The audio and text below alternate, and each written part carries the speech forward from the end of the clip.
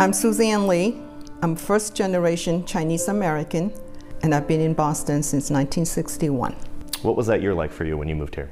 I came here on my own with a tag on my lapel that says Boston, Massachusetts. They put me on a plane, and there I go. And it was the first time that I ever met my father, and I have not seen my mother since I was 6 years old. Why did your family come to the United States and leave you behind?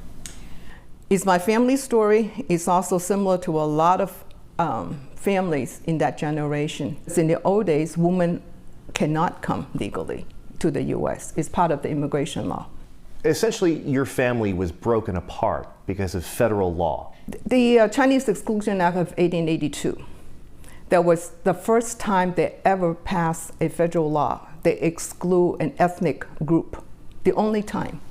It says that all Chinese cannot come, except for if you're a scholar or a business person, but nobody can become a citizen. So if you're not a citizen, then you can't bring your family here. And that law existed until after World War II. It wasn't just to say, we only want you here to work, but by excluding women, you couldn't grow roots. That's right. You wouldn't be able to have Chinese families in these communities. It is the ingenious piece of legislation. It did what it meant to do, that don't want the Chinese to be here permanently. That's ingrained racism, would you say? Institutionalized, and it's done by the government. And it sets the tone. It sets the tone of how the rest of the population would see the Chinese, that they are foreigners. My father has been here since 1938.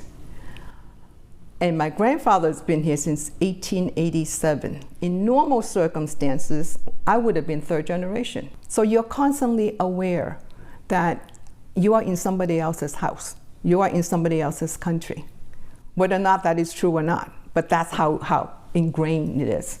We have seen this rash of hate crimes against Asian Americans all across this country. Mm-hmm. Is it new? The biggest lynching in the US history was in LA, Chinatown. 18 men were lynched. I think most Americans don't know that. Yes, because that history is not taught. It's not seen as part of American history. When you hear of this recent violence against Asian Americans, what goes through your head?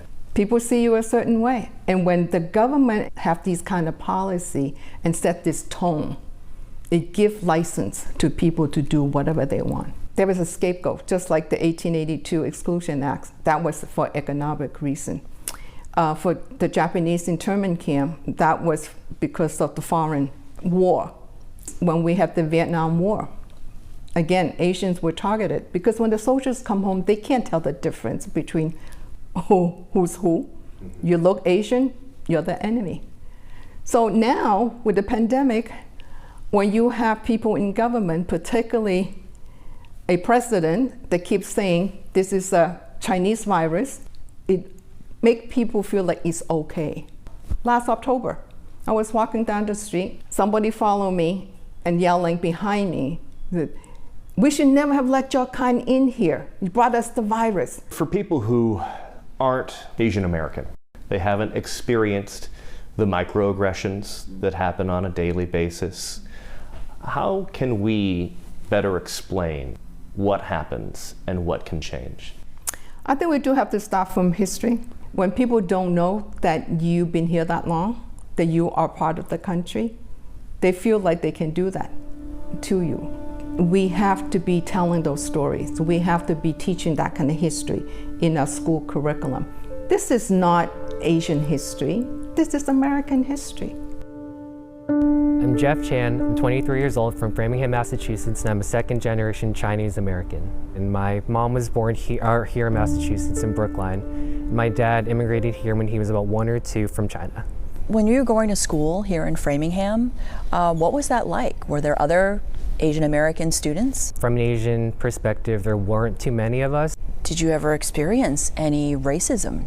Did you ever experience any hate? At every stage of my life, yes. Whether that be a student or a classmate trying to imitate speaking Chinese to me, even though I never even spoke it at all. And then also just having racial slurs thrown at me as well in the classroom and also outside of the classroom. What impact has that had on you?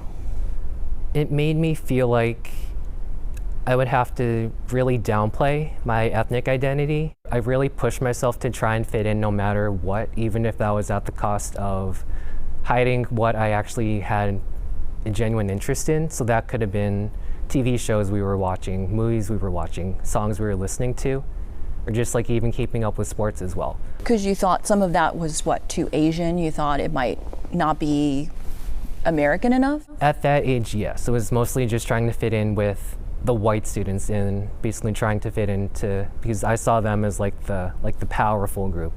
There was a time when I was a kid, I told you I'm half Chinese, it's my mother and my grandmother. I called my grandmother Boo Boo. That's what you call your grandmother.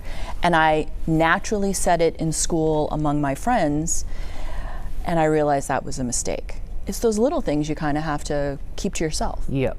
I would say I felt I faced the same exact challenges and struggles too.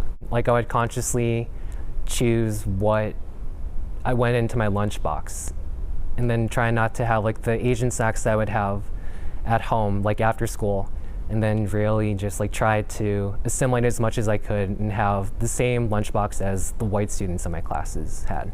Did you ever share this with your parents or your grandparents, and did they ever give you any advice as to how to handle it? I would say they grew up in a very like survivalistic mindset where they were just like, as long as you have a financially steady background, then that's all that matters. You've seen and heard all these things that are happening now. How are you feeling as a Chinese American, as an Asian American in the US? I have really mixed feelings about it, I would say.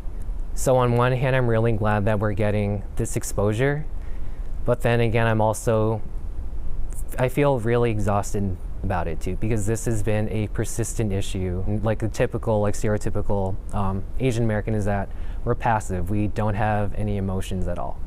So then we just like take and take and take everything, and they know that we're not going to say anything about that. Do you think that's going to change now that there is kind of this awakening? I hope so.